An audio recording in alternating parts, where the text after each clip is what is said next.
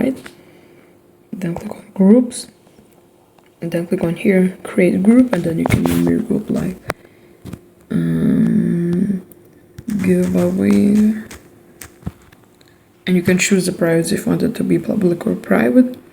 If it's private, you can make the group visible or hidden, that no one can find it, but let's say I'm going to just make it public. Go and create a group, and now it's going to create your group.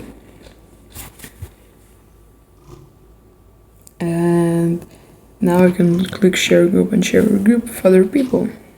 And then click on next, and you can add a cover photo if you want to.